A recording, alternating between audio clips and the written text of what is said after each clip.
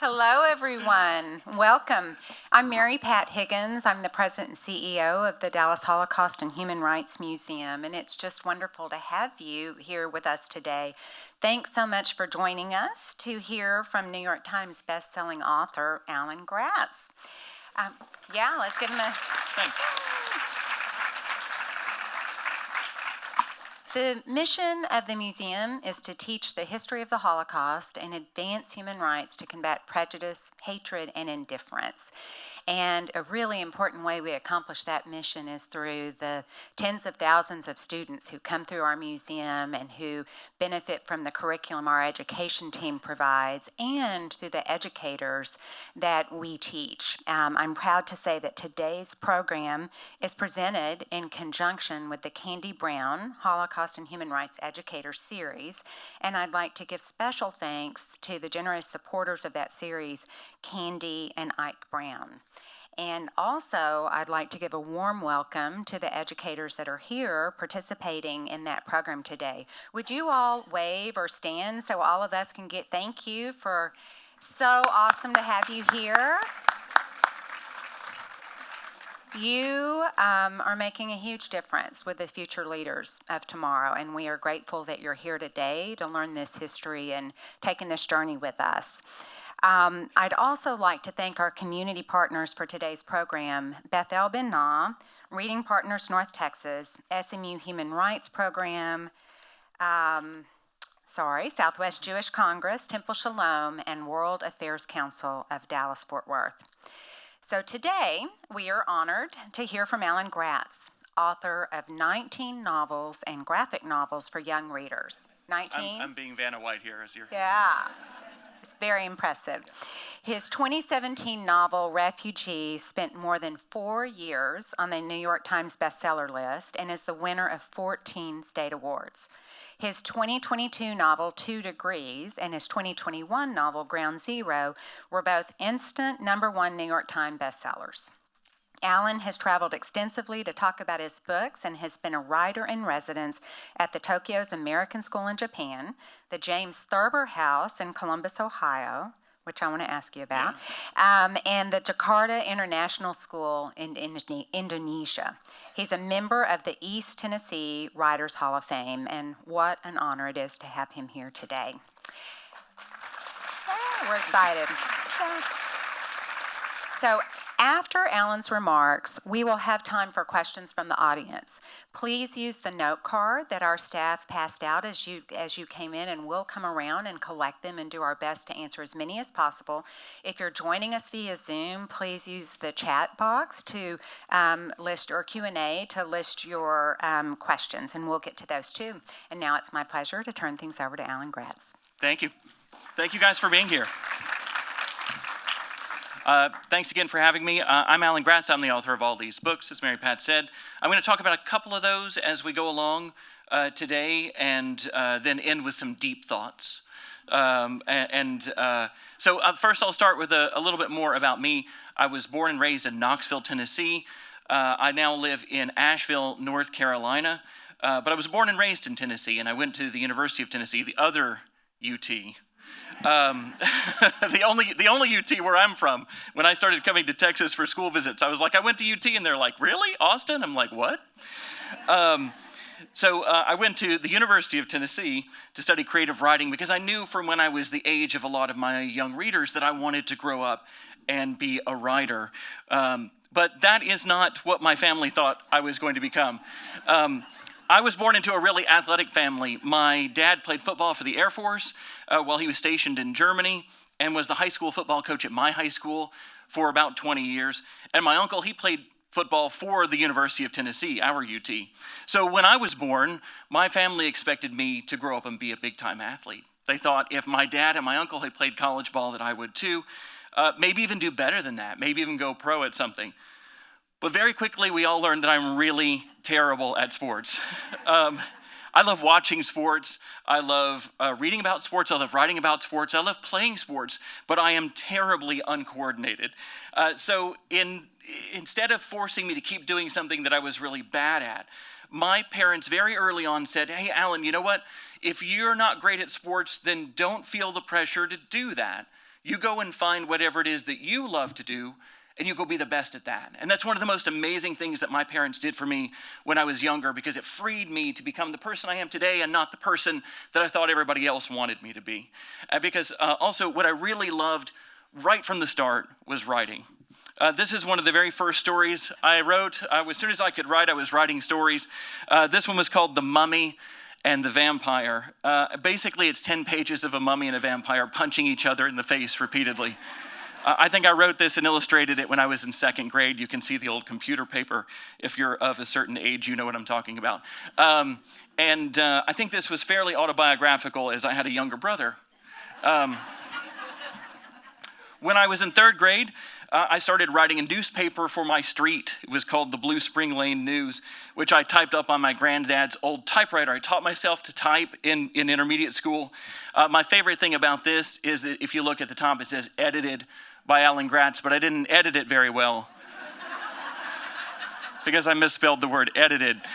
But I was learning to write. I was learning to type. It was all practice for what was to come later. So in fifth grade, I wrote my first full book. It was called Real Kids Don't Eat Spinach. I carried it around on a clipboard all through fifth grade, adding chapters to it. If you're a young person in the audience and you want to know a really good time to get writing done, it is in math class. You can pretend like you're taking notes and you can keep writing your own books. This book never got published or anything. I think it's still on a clipboard in the back of my mom's closet. But it was my first taste of writing a longer book. And by then I knew that's what I wanted to do when I grew up. So now I have published 19 books. Many of them touch or deal directly with human rights, which we're here to discuss today.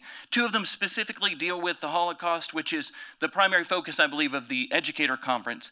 So I want to focus on 2 of these books, and then, of course, when we get to the Q&A, I'm happy to answer questions about anything. But because that's the focus of today's program, I wanted to focus on those books. So let's start with Prisoner B3087. So Prisoner is based on the true story of a man named Yanek Gruener, who as a kid survived 10 different Nazi concentration camps during World War II. It's an incredible true story. Jack was a real person, and he took his story to my publisher, Scholastic, and he said, hey, I survived 10 different concentration camps in World War II. Do you want to do a book about it? And they were like, oh my gosh, yes. But you're not a writer.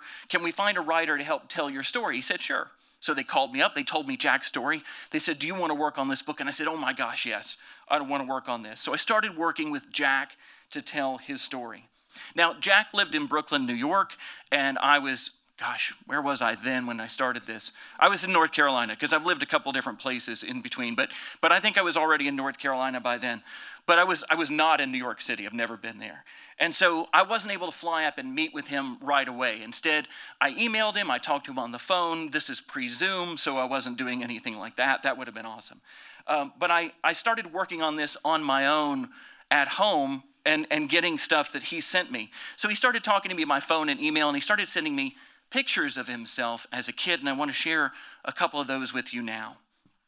So these are rare photos.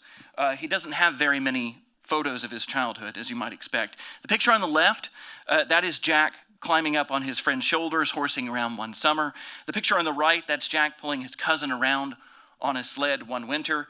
And I show you these pictures because I want you to understand that before World War II, Jack was just a regular kid. And then in 1939, when Jack was 10 years old, Nazi Germany invaded his home country of Poland, and everything changed for Jack. Because Jack was Jewish, and the Nazis, they blamed the Jews for everything that had gone wrong in their country and everywhere in the world. They rolled in, they said, we have new rules for Jews. Jews aren't allowed to go to the park and play anymore. Jews can't go to the library and check out books. Jews can't go to the movie theater and watch movies. Jews aren't allowed to go to school. They also said Jews aren't allowed to make money. So they took his dad's shoe store away from him. And the Jews, his family and the other Jews were like, but if we can't make any money, how are we going to feed ourselves? How can we buy food? And the Nazis said, that's okay. We're gonna give you food ration coupons, and you can trade those in for food. But there wasn't enough food to go around, and the Jews began to starve. So the Nazis then said, we don't want you living next door to us. So they took all the Jews out of their homes in the different cities of Poland and moved them all into little neighborhoods in those cities. In his city, they built an 8-foot wall around that neighborhood and put barbed wire on top of it and said, you're not allowed to come in or out unless we need you to do work for us. But of course, they didn't pay them for that work. So in addition to being prisoners in there, they were also slaves. I have one more picture of Jack from this time period to show you. That's Jack on the far left. And we know this picture was taken after the start of World War II, but before Jack went into the concentration camps. If he was already in a concentration camp, he'd be wearing one of those black and white striped uniforms, prisoner uniforms that you may have seen in a book or a TV show or a movie. But there are no pictures of Jack from that time.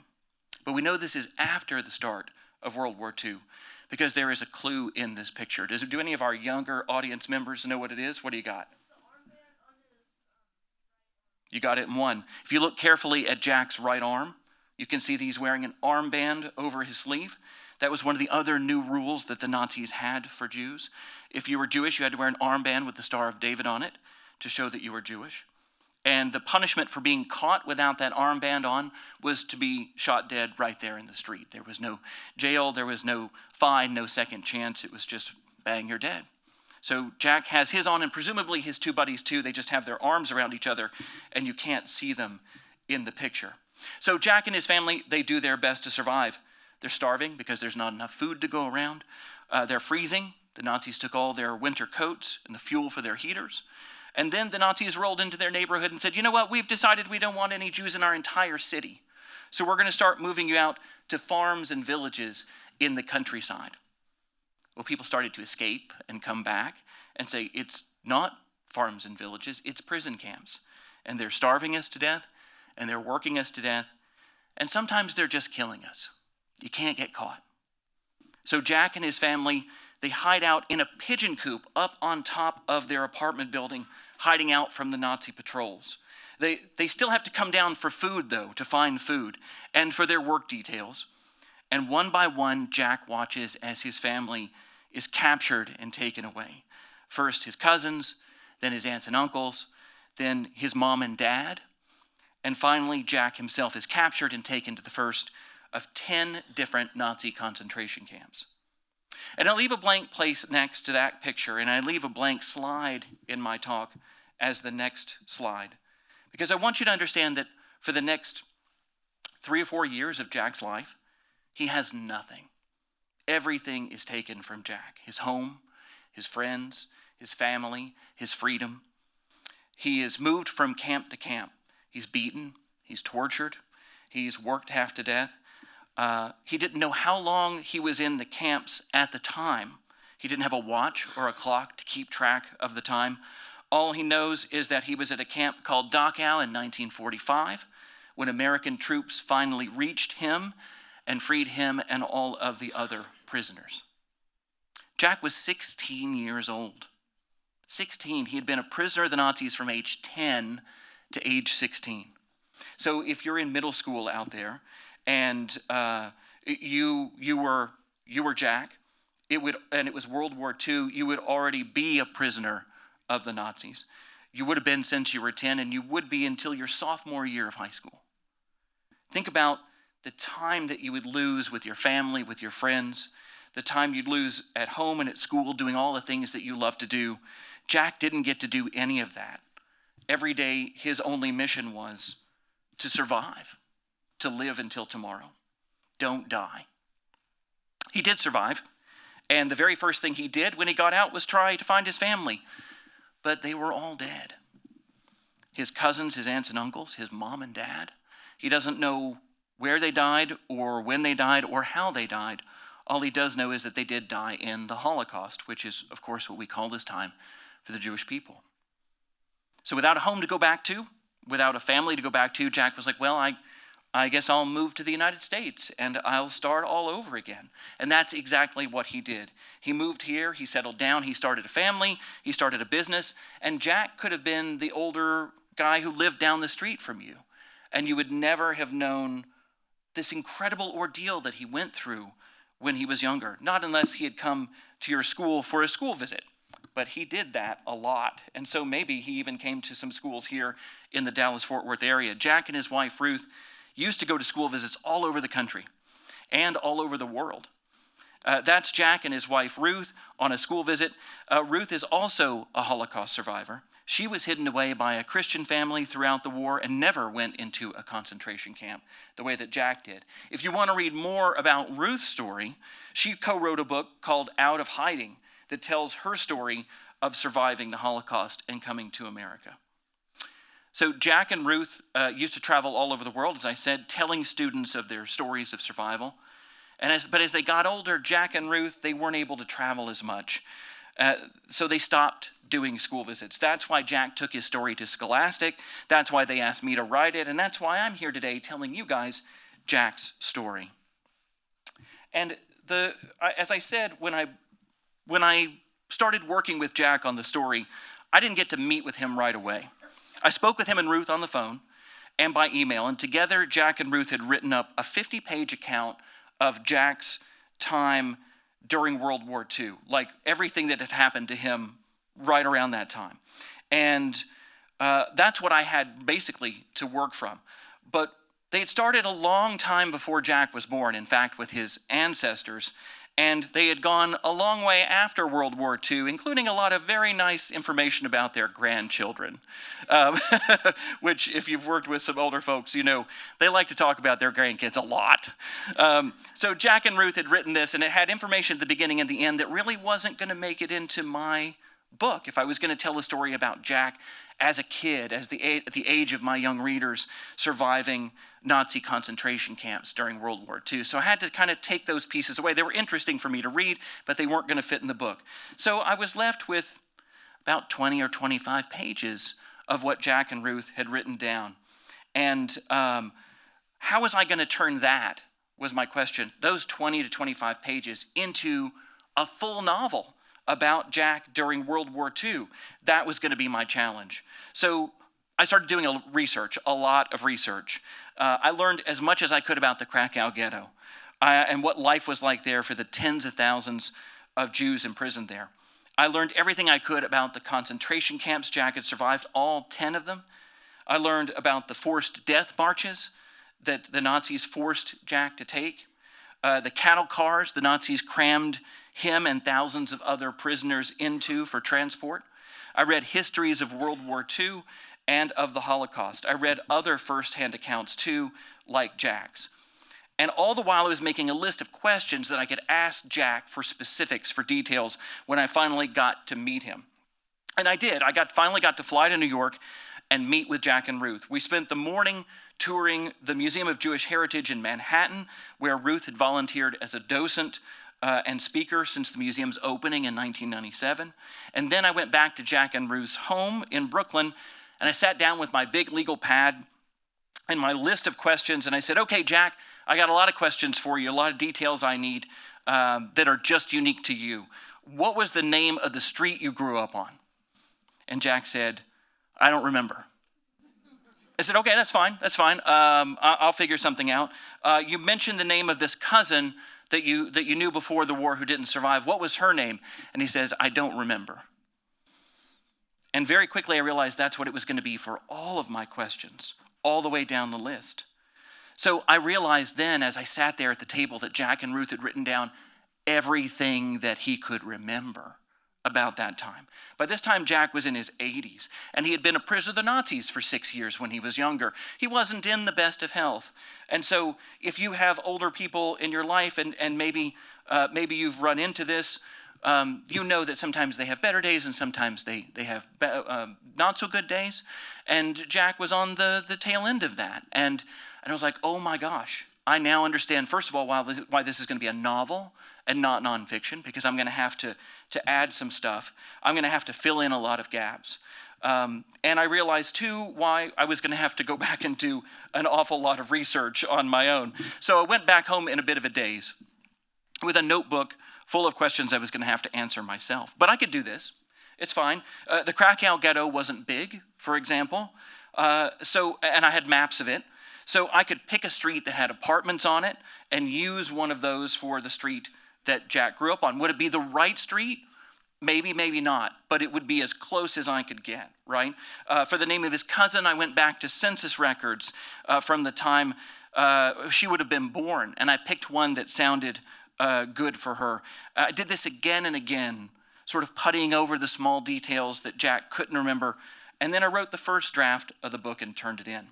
So usually when I write a novel, only 2 people see the book before it's finished, my wife, Wendy, and my editor, she's my first and best reader, and my editor, Amy Friedman. But because this was Jack's story, because this was his story first and foremost, we also shared each draft with Jack and Ruth. And this time, in addition to the notes that I got back from Amy, I got notes back from Jack and Ruth.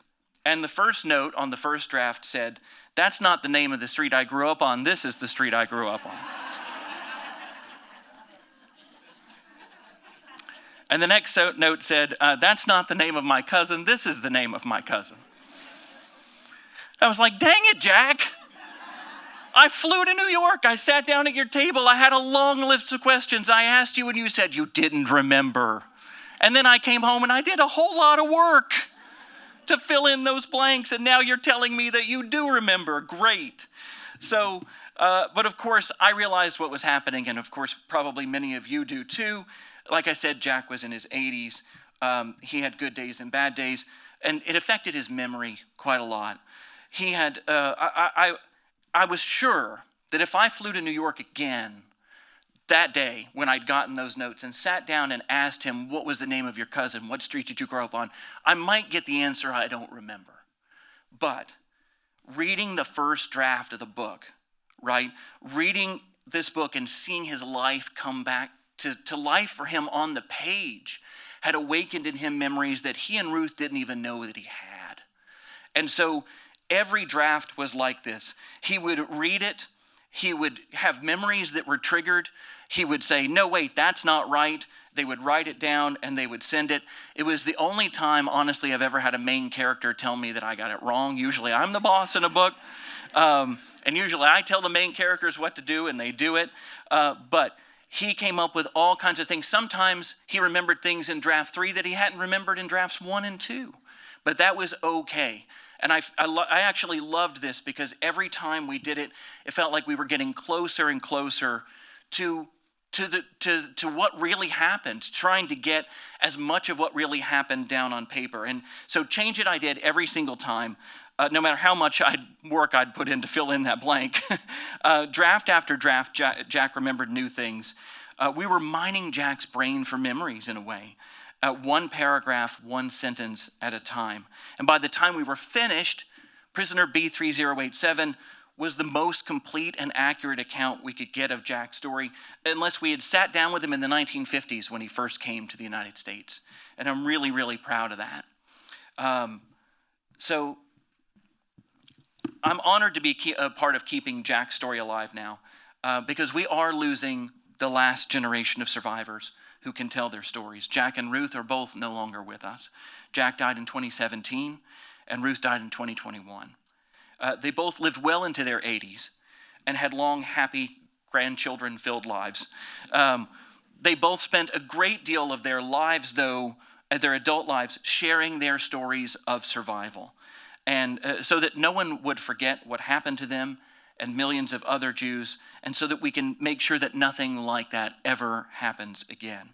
Now it is up to us to carry on their good work and make sure their memories will always be a blessing. So next up, I want to tell you about the story of Refugee, which has been my biggest book by far, and it touches on the Holocaust and the ongoing struggle for human rights, which I think works doubly well for this museum. Many of you may have already read this book. Some of you teachers may be using it in the classroom. Some of you students may have read it in the classroom, or maybe this is a book you came to on your own, or maybe this is the first time you're hearing about it. If you have read this book and if you've shared it with other people, thank you, thank you, thank you from the bottom of my heart. This is the book of my heart. And if one thing is written on my tombstone and it says Alan Gratz, author of Refugee, I will die a happy man, because this book is a story I wanted to tell, I needed to tell, and I'm so thrilled that people have responded to it the way they have. I want to stop here and talk briefly about my inspiration for it with you guys. So it starts with a story of World War II and the Holocaust. The story of Refugee began for me with the story of the MS St. Louis. St. Louis was a real ship, and it left Nazi Germany in 1939, bound for Cuba with more than 900 Jewish refugees on board, many of whom had already been in concentration camps, just like Yanek Gruener. But this is right before the war began, and the Nazis, they had more prisoners than they had prison camps. So they would throw you in there, they would beat you, torture you, starve you, and then if you survived, they would kick you back out again because they needed room for new prisoners. And they would say, you have 2 weeks to get out of our country or we'll do it again. So people would buy the first ticket out of town that they could, and for many of them, it was this ship, the MS St. Louis. Okay, so the St. Louis, it sails across the Atlantic Ocean, and it pulls into Havana Harbor. And all the refugees, they have their suitcases in their hands, and they're ready to go and stay in Cuba for as long as they need to before they move on to wherever it is they're going to move on to. And the Cuban government said, we changed our mind, you can't come in. You're like, wait, what? We paid all of our fees, we filled out our paperwork, we sailed across the ocean to get here. If we go back to Germany, they're going to kill us. But the Cuban government said, not our problem, and didn't let them in. It was all due to politics. So the ship, it sails north up the east coast of the United States, and they asked the United States, please, will you let us in so we don't have to go back to Germany where they're going to kill us? And the United States said no. So the ship sails north to Canada. They said, Canada, will you please let us in so we don't have to go back to Germany where they're going to kill us? And Canada said no. Both countries later apologized for this, almost into the modern day. I think it was the 80s and even into the 2000s when those two countries apologized. But now, back in 1939, the ship had nowhere to go. So they turned around and they went back to Europe. Now, they didn't have to go back to Germany. They found 4 countries that agreed to take them in. But 3 of those countries were right next door to Nazi Germany. And when World War II started, like a month and a half later, Hitler and his armies invaded all of those countries. They recaptured many of these refugees, took them back to concentration camps where many of them died. And none of them had to die if somebody somewhere said, we got this, we'll take you in, we'll give you refuge. Okay, so when I started to write this book, this was going to be the only story in the book. I was just going to write a story about the MS St. Louis and the refugees on board. And I was trying to find a way to figure out a way to make it about a family on board the ship and have the larger historical stuff happening, but what was the story of the people on the ship going to be and what were the twists and turns that they were going to face in addition to the larger ones of time and history. And I was trying to figure all this out when my family and I went on a vacation down to Florida. And we got up one morning and we went out for a walk on the beach. And that is where we found this. It was a raft that somebody had used to come to the United States. You can see in the picture, it was homemade. It was built out of plywood and 2x6s. The outside of the raft, that blue stuff, is sheets of metal from a shed roof. The yellow stuff in the bottom, it's the stuff that we buy at the hardware store and spray around windows and doors as insulation. Great stuff, we call it here in the U.S. They had sprayed that stuff all over the bottom of their raft and up the cracks to keep the water out, which I thought was really clever. On the outside of the raft, you can see there are empty gas cans because there was an engine mounted in the back, some small, I'm not an engine guy, but like from a motorcycle or a lawnmower or something, and it was connected to a propeller that you can see kind of buried there in the sand.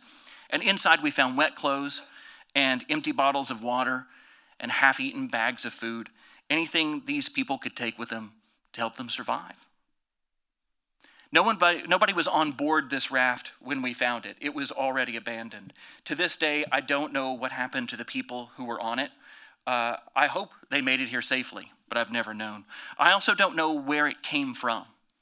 My best guess has always been Cuba because that was the closest of the Caribbean islands to where we were staying at the time in southern Florida.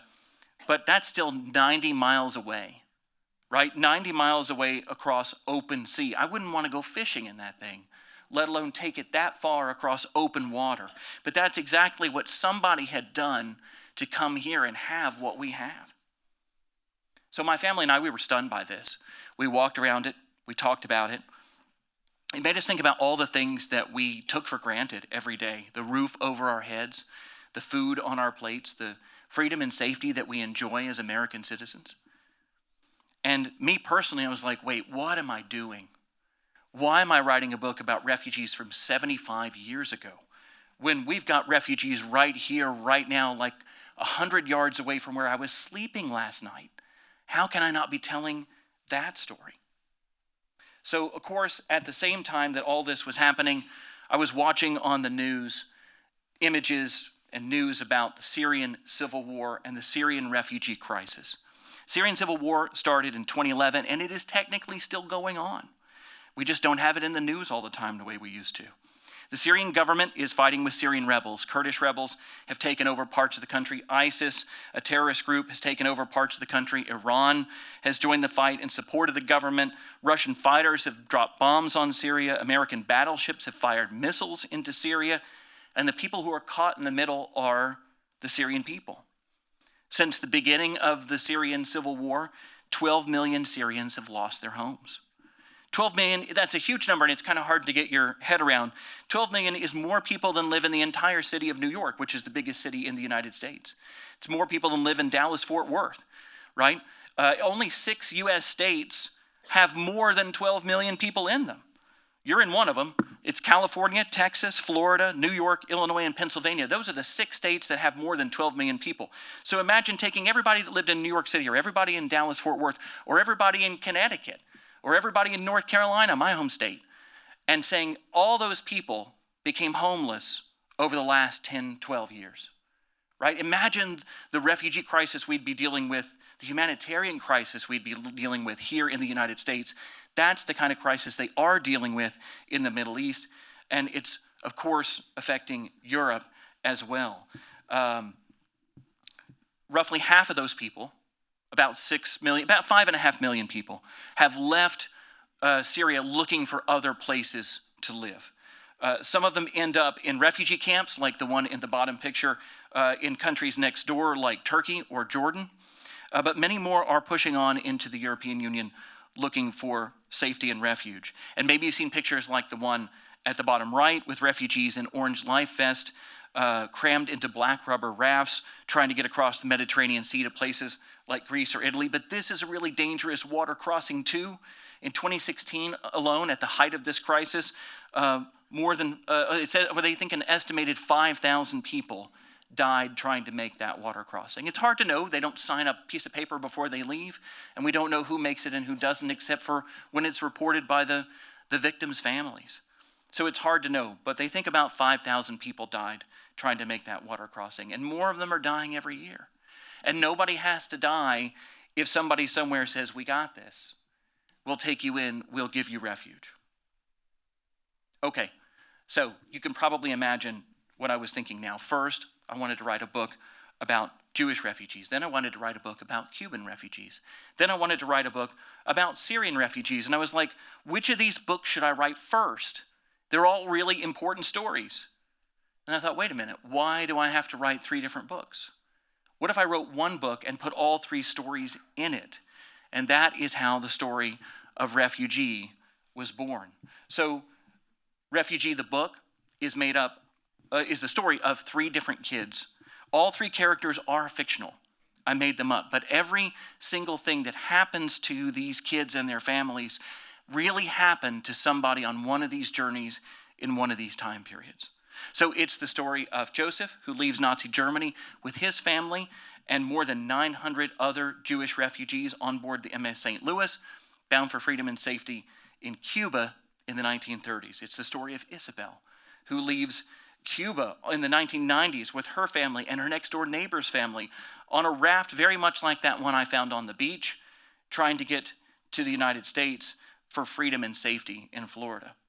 And it's the story of Mahmoud, who leaves Syria on foot with his family to try to get to Germany for freedom and safety in the present day. And I weave all 3 of these stories together, so you get a chapter from Joseph, then a chapter from Isabel, then a chapter from Mahmoud, so you can see the parallels in their lives and their journeys.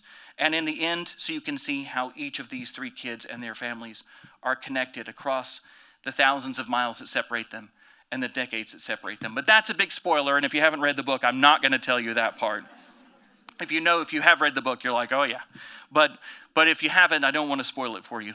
I hope that you will read Refugee if you haven't already, and I hope that when and if you do, that it does for you and your students, if you're a teacher, or for you as a young person, if you're reading it on your own, what finding that raft on the beach did for me all those years ago. I hope that it takes something that might be invisible to you right now, the refugee crisis, the ongoing refugee crisis in the world, and makes it visible either again or maybe for the first time. So again, thank you guys, everybody who has read that book, and everybody who's read Prisoner and shared it with friends and students. So that's a little bit about me and the 2 books, Refugee and Prisoner B3087. I want to finish with just a few deep thoughts, and then we will get to your questions. So I get a lot of fan mail, which is awesome, and I love it. The best ones I get are from middle schoolers who say, I've read every one of your books, and I can't wait for more. Or high schoolers who say, I never finished a book until I picked up Code of Honor, and now I've read it 4 times. Like that stuff, that's awesome. The worst letters I get, usually emails that come in about 10 o'clock at night, they say things like, I have a book report due tomorrow. Can you tell me the theme of Project 1065? Or, I have to find 5 quotes each about perseverance and coming of age and refugee, and I can't find any. Can you please give me some examples with page numbers? That was an actual email that I got. It was the girl's assignment to show why she should get into advanced English. So she said, good luck with that. I get a lot of letters and emails from teachers and librarians as well, and thankfully, you guys never ask me what the themes of my books are. Instead, you tell me things like, I started reading your book out loud to my class, and they beg and cry for more every time I have to stop. Or a student came to me and told me I had to read your book, and told all of his friends that they had to read it too. So when I started to get letters like this, and the good ones from young readers, I stepped back and tried to figure out what it was that I was doing right, because I wanted to do more of that, obviously. And I never set out to write books for reluctant readers, or what Donald Miller calls dormant readers, just because they haven't found the right books yet. I was writing the kind of books that I wanted to read when I was a kid, and would have picked up when I was a kid. But then when I think back to my own childhood, I realize I was a dormant reader myself, which is odd to say because I was also a good reader. They're not mutually exclusive. My reading comprehension skills, my vocabulary, my attention span, they were all good enough that I was able to sit and read a book and enjoy books like The Hobbit and Hitchhiker's Guide to the Galaxy in grade school, still 2 of my faves. But I didn't have my nose buried in a book all through middle school and high school, the way that my wife did, and the way that I dare say many of the teachers in the room did. The truth is, I didn't read a lot of books when I was a kid. I was mostly doing other stuff, like I was out in the woods building a fort or playing video games. We actually had really basic ones when I was a kid. Or having an adventure with my Star Wars action figures. And you can see me there with my prized possession, my Millennium Falcon. And I was also a hat wearer back then. I just want to establish that. The point is that a book had to grab me by the collar of my members-only jacket to compete with all the other things that I enjoyed doing, and it was the rare book that managed to entice me. So when I started writing my own books, I wrote the kind of books that I wanted to read when I was a kid. That meant getting to the story as quickly as possible in the first chapter if I could. It meant stories with high stakes, life or death kind of stuff that really mattered. Short chapters with cliffhanger endings, dynamic settings, and relatable characters that you care about. My number one goal when I write a book is to write a book that a young reader can't put down. I mean, that's what we all want, right? The kind of book that you can't wait to get back to, the kind of book you want to recommend from the rooftops, the kind of book that turns a dormant reader into an avid reader, and an avid reader into an evangelical reader. Not that kind of evangelical, but you know what I mean. But in trying to understand what it was that made kids so crazy about my books, I realized there was something more to it than just a fast plot and high stakes and short chapters that you care about, and characters that you care about. So I was struggling to put my finger on exactly what it was until I listened to a podcast interview with Jordan Peele, the writer and director of the movie Get Out and Nope, which is super scary. Don't watch that if you get scared very easily. He referred to his film, Get Out, on this podcast as a social thriller. And that's when it clicked for me. A social thriller. It wasn't just that my books were thrilling reads. They had a social element to them, too, that appealed to kids. My books tackled larger social issues beyond the thrills. How do you make sense of senseless evil? What's it like to be Middle Eastern in America post 9/11? How does somebody who was bullied become a bully themselves? What is a refugee? And once you understand what one is, how could anybody turn them away? What kind of horrors are we capable of when we demonize and dehumanize others? What about the stories of all the marginalized people who fought and served at D-Day only to return home to face the same discrimination and prejudice and persecution they had faced before the war? If every act of vengeance demands more revenge, how does the cycle of violence ever end? And what is climate change, and why aren't we doing more about it? Social thrillers, books that entertain but challenge young readers to think as well. And more middle grade readers are choosing to read books like mine that tackle social issues because the social issues have come to them. They've been going through active shooter drills since they were in elementary school. They have refugees and immigrants as classmates. They hear racist and intolerant rhetoric from political leaders on the news. They're marching in Black Lives Matter protests. Middle school readers don't have the luxury of thinking only about home and school and the neighborhood anymore. They are shaping their views of the larger world right now in grade school because the world is forcing them to. That, I think, is why middle schoolers in particular have responded so enthusiastically to my books. Because beyond writing a story that they can't put down, I'm also tackling questions they themselves have about the larger world. My books, like Jordan Peele's Get Out, are social thrillers. That's become my watchword, my little category on the shelf. And how do I do it? How do I tackle social issues in a way that young readers respond to? By taking statistics and giving them a name, a face. This is Joseph. This is Isabel. This is Mahmoud. This is how Joseph became the man of the family at age 12 when his father jumped overboard and tried to kill himself. This is how Isabel traded her trumpet for gas so her family could escape Fidel Castro. This is how Mahmoud jumped in front of a car to beg for a place for his family to stay. This is how you bring history to life. To bring history to life, to bring a crisis to life, is to make it personal, to make it unique, and at the same time, typical.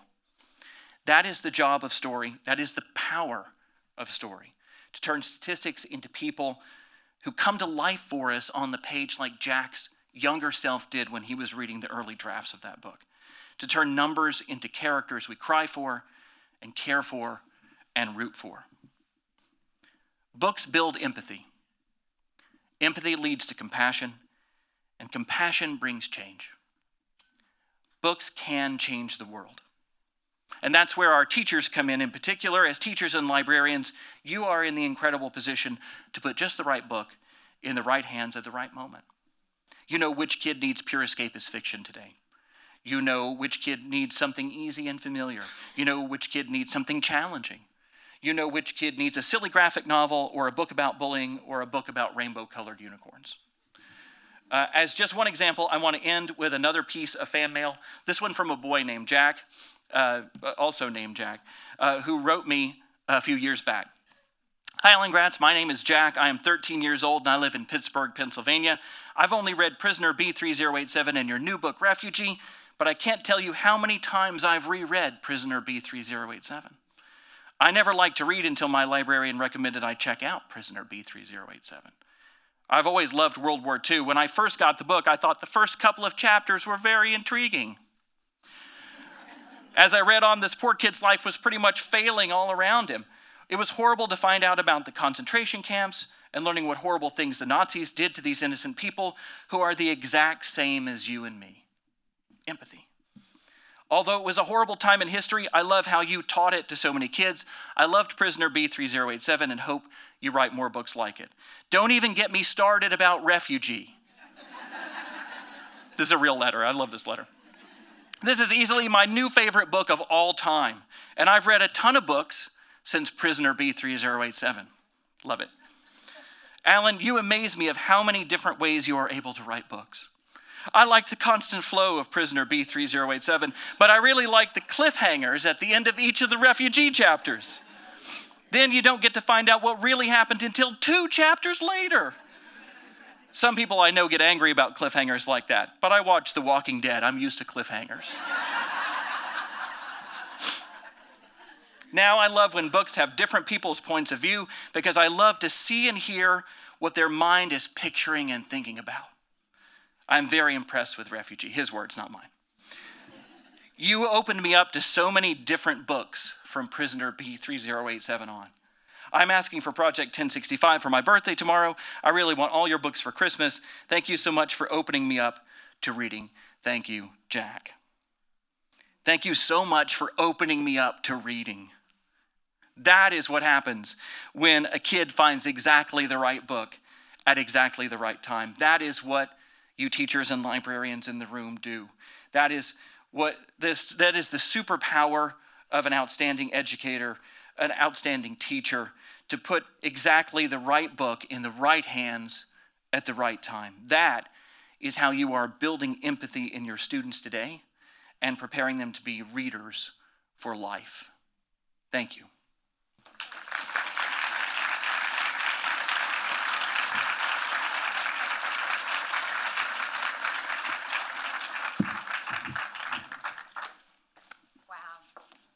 Who wants Alan to talk for another hour? I don't fly out till 7 o'clock tonight, so I got time. Oh, I just am so moved by your talk. Thank you. I have a son named Jack who's now 30, but Wow. books have always been his refuge, Oh, and that's they awesome. still are. So it makes me so happy that you're bringing, that to so many kids' lives. So we're going to start answering questions now. I have a couple to start with, but if you have questions, please pass them to our staff. So Alan, first question, do you have a favorite book you've written? I know it's possible to pick. Or is it even possible to pick a favorite? Right. It's kind of like picking your favorite child, but I know that my parents' favorite was me, so I'm going to go ahead and choose one too. Project 1065, I think, is my favorite book. It's the one about a kid who's a spy in the Hitler Youth, and so there's a lot of real history in it. There's a lot of spy stuff in it. It's got action and adventure. It's got twists and turns. It has betrayals. But the other thing it has a little bit of humor in it. As you can tell, I tried to work a few jokes into my talk, and I like to laugh. And I don't always get to do that when I'm writing about really serious stuff. If I'm writing about the Holocaust or a refugee crisis, there's not often room for a lot of humor in those stories. Now, we're human beings, and we try to find humor when we can, and it's a way for us to help that helps us deal with really difficult situations. And I do have some characters in Refugee who try to lighten the mood when they can with jokes. Eventually, that wears them down. The whole process still just wears them down. But I tried to put some humor in there, and I got some real good jokes in Project 1065. So in addition to all the history and the action and adventure and stuff, I got to put some humor in there. So I kind of feel like it's like everything I ever wanted to do in a book in one book, Awesome. if that makes any sense. Sure, awesome. Is there a book that was hardest to write, and how do you deal with emotionally difficult topics? Right. So there are two different answers here. The hardest book to write totally was 2 Degrees. So usually I write books that are set in the past, that have a historical angle. Maybe they touch on the future, like Ground Zero. It was set in the present when I wrote it, and Refugee had that one section that was set in the present. But a lot of times I'm writing historical stuff, and it's a matter of doing historical research, which I love. 2 Degrees is set in the present, and it is about climate change. And I had to do a lot of reading about climate science. And I'm not a scientist. I enjoy reading about science, but it doesn't come naturally to me. That was really tough, and I spent an entire year just reading about the science of climate change and trying to understand how to best get this across in a book before I'd even started thinking about the story. And so 2 Degrees proved to be a real challenge for me because it was like there's a lot I already know about World War II, having written a number of books about World War II, and so I can skip some of the larger contextual stuff, but with 2 Degrees I had to go all in, and so that one took me the most time. The hardest one emotionally is a different question, and that was Ground Zero. So Ground Zero is about 9/11, and I had avoided writing a book about 9/11 for a long time, even though I had a lot of young people asking me to write a book about 9/11. I was a teacher. I was an 8th grade English teacher. Shout out to English teachers out there. I was an 8th grade English teacher in 2001, and a pretty new teacher. And 9/11 happened. And so I worked to help my students. I was in Knoxville, Tennessee. I wasn't in New York. I wasn't in any of the places that were directly affected by it. But all the adults in the audience know it affected everybody across the country really powerfully. And I thought, so kids kept asking me, will you write a book about it? And I was like, I don't know. Emotionally, I didn't know if I wanted to go there. But then I realized that so many of the kids who were asking me, they were asking me because, of course, they weren't alive on 9/11. My own daughter, who is just finished her junior year in college, was born in 2002, wow. Right? So, like, she was born the year after 9/11, and I was like, oh, right, anybody in elementary school or middle school or high school right now was born after 9/11. Made me feel very old all of a sudden. But also I realized, okay, that's why they're asking me so many questions, is because they want to know, and a lot of us adults don't like to talk about it. Yeah. Because it was emotional for us, for other reasons maybe, but we say never forget, and we don't forget on the anniversary, and but we don't really talk about it a lot. And so I decided I would go in and try it, and I thought it's been 15, almost 20 years. This won't affect me the way that it did then. And then, of course, as I got back into the research, it all just came down on me like a ton of bricks. And I learned more about it even then than I had to let myself learn back then about what the experience was like for the people in the Twin Towers, wow. On the planes, that sort of thing. Things that I knew remotely but didn't get into the details of. That was definitely the hardest book for me to write emotionally. I'm very glad that I did, and I'm very glad that book's out there for young readers, but that was a tough one for me. Have you ever had any books banned? Yeah. So I have a book called Ban This Book. That one's been banned. So I guess if you make that the title, you're kind of asking for it. But that one's about book challenges in North Carolina and about fighting and kids fighting back. People don't like that because the kids fight back against the book banning, as you might imagine. I think Ground Zero was challenged here in Texas. Sorry, Texas. And 2 Degrees has been challenged most recently in Pennsylvania. So I was set to go and speak in Pennsylvania. There was a school that was going to do a one book, one school program with 2 Degrees. And then a couple of people in the community made a stink about it in front of the school board and had one person on their side on the school board, and that torpedoed the whole thing. So yes, I've had books challenged. I want to point out that I am relatively lucky. I am not a gay author. I'm not a minority. And so marginalized voices like those are the ones who are really in the crosshairs of book banners right now. And they're the ones who are really struggling with book challenges. Mine are being challenged because of what they're about. Other people are being challenged because of who they are. And that's an astounding thing, and a thing that we've got to fight back against. The lesson here, though, for me and for everybody else is it's a few squeaky wheels who are getting the grease, and we've got to turn out in force and show them that there's more of us than there are of them.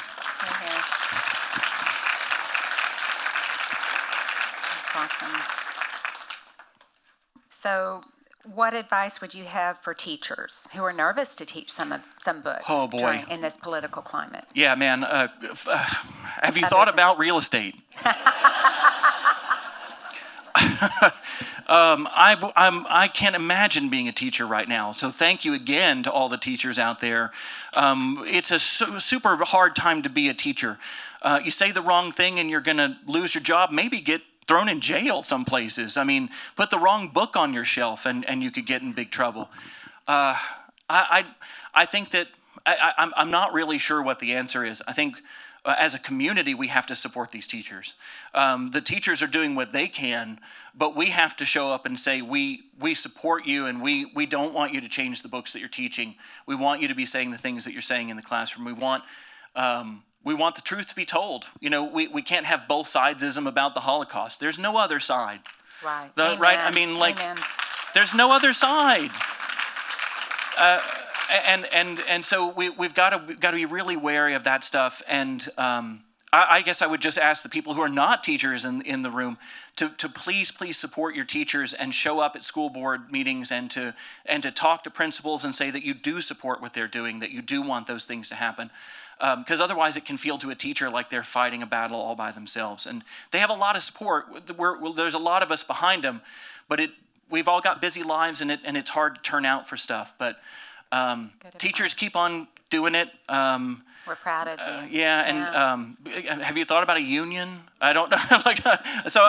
Not in Texas. I know, right? My mom and dad were teachers. I know we're getting close to the end. My mom and dad were both teachers. My mom taught in Tennessee. They both taught in Tennessee, where I'm from. And when I graduated from college, I got a job as basically a glorified receptionist at an art museum. I answered the phones. I did a little bit of copywriting for them on my way to becoming a professional writer. I made more money out of school answering phones than my mom had made up to that point per year as a teacher for 20, 25 years in the Knox County school systems. Wow. Right? That it's a crime, and it shows why it's so hard for us to retain teachers right now. We have to value teachers. We have to pay them. We've got to support them. So teachers, I don't know what the answer is for you guys. Bless your hearts for doing what you're doing, but it's up to us to make sure that you're rewarded for it and that you're safe doing what you're doing. Absolutely. All right, we have a few minutes, so let's do lightning round. Okay, let's do on it. some of these. So is there significance to all of your covers having a similar color scheme? Yeah, and it's all thanks to Prisoner B3087. That was my first book with Scholastic, and Prisoner, they just did this cover with the black and red font and that same font and the grayscale, and I got more fan mail about that one book than all my other books combined. Right? And so when I wrote Code of Honor, which was not about World War II, they showed me the cover. I don't have anything to do with my covers. The publisher does everything. So when they showed me the cover, I'm like, man, that looks a lot like Prisoner. And they said, are you joking? Of course it looks like Prisoner. That's the only book of yours that's sold really well. So I've had a lot of other fun covers when I was with Penguin, but you can see everything since then has been the same thing, all because of Prisoner. If Prisoner had been purple and yellow, all of my books would look purple and yellow today. I will point out that if you look at my name on Prisoner, it's very small. And then it gets bigger and bigger as we go along. All right. How long does it usually take to research a book, and what kinds of research do you do? So it can take up to a year, like it did on 2 Degrees.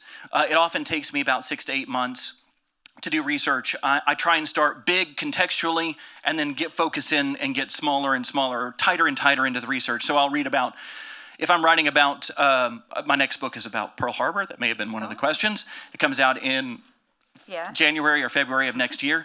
I think February. But so I'll start reading about the war in the Pacific, and then I'll zoom in as close as I can to Pearl Harbor through successive books until I'm at the end reading some people's firsthand accounts of being there at Pearl Harbor on the day of the attack. So I start with the big stuff. Some people call it a snowflake method because you follow the trail of the piece of the snowflake all the way in, but I get closer and closer to the middle. And so that usually takes me about 6 to 8 months on average. Do you do all your work at home? I do. I'm not a coffee shop guy or anything. I've got a little bedroom in the house that we've turned into an office, and I've got a big board. It's not quite that big as that, but I've got a big board that I can put push pins into, and I outline all of my books before I write them, and so I have all my stuff right there, and just kind of like getting up, having breakfast, and getting right to work. Cool. So for Refugee, did you write a single character's whole story at a time or switch back and forth? Right. So I outlined it differently than I wrote it. I outlined each of the 3 characters individually to make sure that they had a good beginning and middle and end to each of their stories. But I did Joseph first, and I put him up on my board. This happens, this happens, this happens, this happens. Then I did Isabel, and I said, this happens, this happens, this happens. And that way, too, I could also make sure it was happening in sync with everything that happened to Joseph. And then once I had the two of them up there, I went through and did Mahmoud's story, and I said, then this happens, and it happens in sync. But then when I wrote it straight through the way that you read it. So that I outlined it individually, but I wrote it straight through because by that time I wanted to make sure it felt like a novel and not 3 stories crammed together. Yeah, fascinating. Do you like stories that end on a cliffhanger? Do I like story? I don't like stories that end on a cliffhanger. Chapters, yes. Yeah. I'm gratuitously will end any and every chapter on a cliffhanger. It's a trick I learned from James Patterson, who was also selling a boatload of books, and so I said that's a pretty good trick. And I realized I was already I didn't change the story. So I was writing chapters that had a beginning and that they had rising action. There'd be something really climactic and interesting that happened, and then they would solve it and the chapter would end. But the problem with chapters that go exciting, or that go intro, exciting, wrap it up, is that it's really easy to put that book down at the end of that chapter. Right? There's nothing that says, oh my gosh, I got to know what happens. So all I just started doing was, I still had this story that went like this, but instead of putting the chapter ends in the valleys, I just put the chapter ends at the peaks.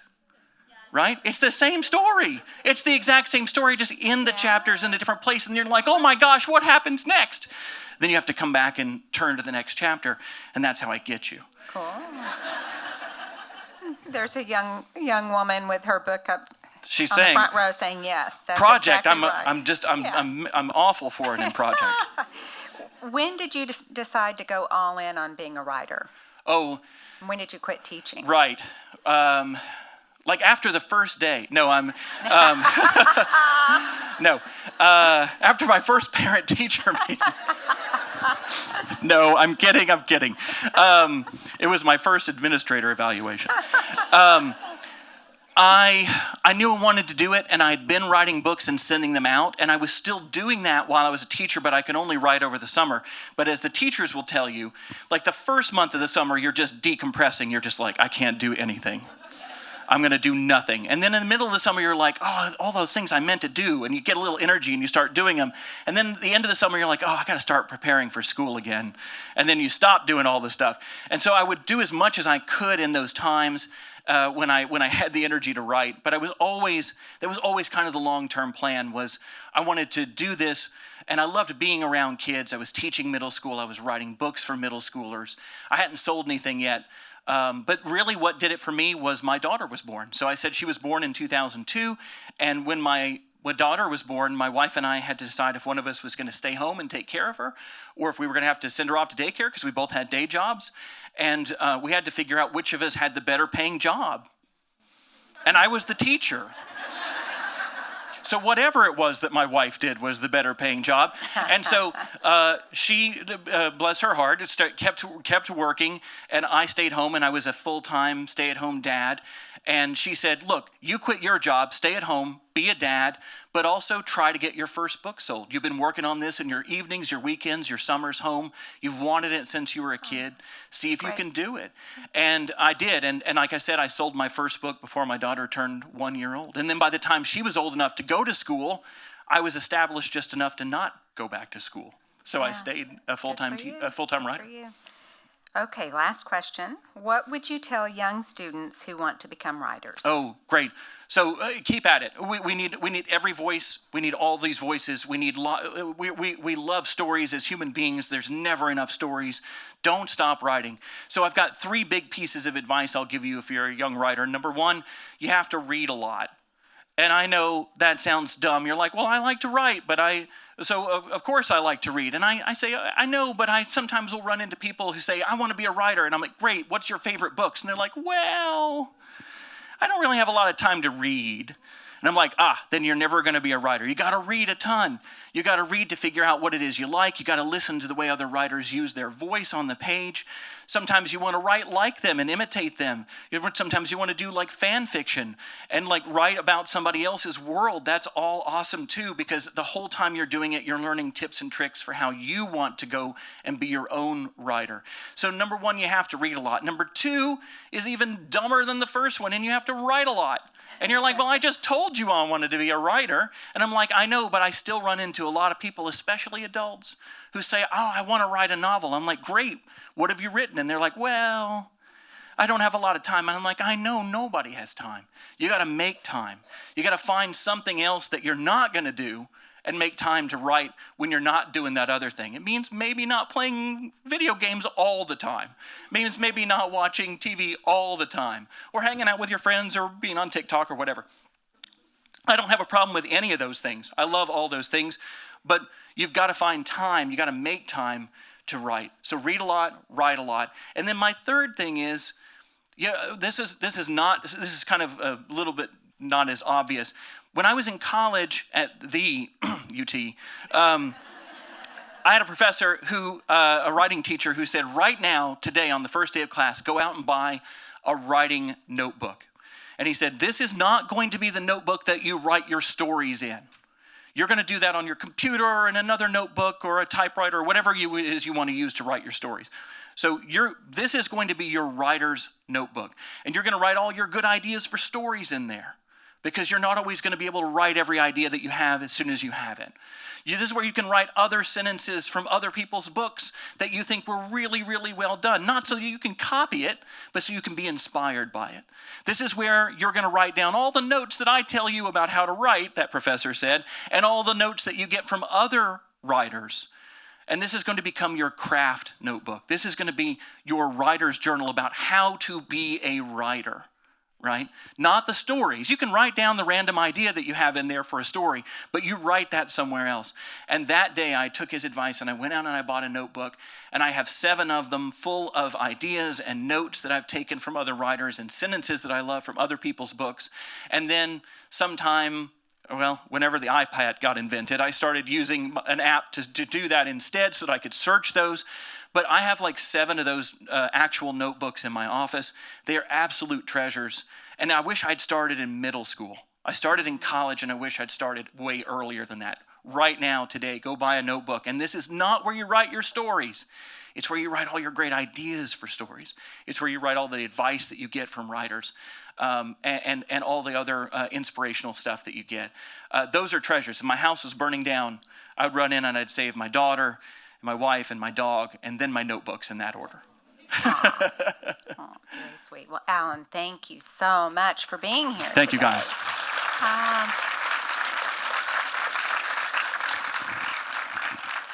So just a few closing notes. Our exhibitions are closed today. If you haven't visited the museum, please come back and visit. We're open Wednesday through Monday from 10 to 5. But our bookstore, our museum store, is open until 2, and we'll have several of Alan's books available for purchase, and he will be in the lobby shortly to sign books. So if you could all help me by letting Alan exit first and go get set up in the lobby, I'd really appreciate it. And then I'll ask anyone who's not participating in the Candy Brown Holocaust and Human Rights Education series to allow our educators to go out and get in line and get their books signed so they can get back to class. And then you can all join the line to get your books signed. But I'm not going anywhere. I'm here till late, so I can be here till the line ends. You can bring as many books up as you want. Doesn't matter. We can get pictures made if you want to while you're up there. He's here till 7. I'm here till 7. Right? Yeah. Thank don't you need to all. eat. Thanks so much for being here with us today. Thank you guys very much. All right. I better. I will.